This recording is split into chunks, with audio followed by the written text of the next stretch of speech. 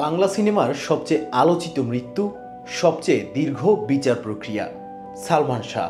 তার মৃত্যু হয় 1996 সালে। পুলিশের রিপোর্টে বলা হয় তিনি আত্মহত্যা করেছেন। এরপর একে একে পেরিয়ে গেছে 29টা বছর, কিন্তু 29 বছর পরও সেই প্রশ্নটা আজও বিচ্ছে মানুষের মনে। সালমান শাহ কি সত্যি আত্মহত্যা করেছিলেন নাকি তাকে হত্যা করা হয়েছিল? 1996 সালের 6 সেপ্টেম্বর ঢাকার ইস্কাটনের একটি ফ্ল্যাট থেকে উদ্ধার করা হয় সালমান শাহর মরদেহ। প্রথমে অপমৃত্যু হিসেবে হয় একটি মামলা। পুলিশ বলেছিল তিনি নিজেই আত্মহত্যা করেছেন। বছরের পর বছর কেটে গেছে, তদন্ত সংস্থা বদলেছে, তদন্ত কর্মকর্তা বদলেছে, কিন্তু প্রশ্নটা একই থেকে গেছে, কে বা কারা সালমান শাহকে হত্যা করেছে। সম্প্রতি রুবি নামের এক নারী ভিডিও বার্তায় দাবি করেন সালমান শাহ খুন হয়েছেন, আর তার খুনের সঙ্গে জড়িত ছিলেন বেশ কয়েকজন। রুবি নামের এই নারী ভিডিও বার্তার পরের থেকেই শুরু হয় নতুন করে তদন্ত, নতুন করে খোলে এই মামলার ফাইল। আদালত নির্দেশ দেয় আবারও তদন্ত শুরু করার। বর্তমানে মামলাটির আসামি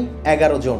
এর মধ্যে রয়েছেন সালমান শাহর স্ত্রী সামিরা হক সহ বেশ কয়েকজন প্রভাবশালী ব্যক্তি। সর্বশেষ 2025 সালের অক্টোবর মাসে আদালত জানায় এই মামলা এখন থেকে হত্যা মামলা হিসেবে বিবেচিত হবে, আর পরবর্তী তদন্তের প্রতিবেদন জমা দেওয়ার তারিখ নির্ধারণ করা হয়েছে 7 ডিসেম্বর 2025।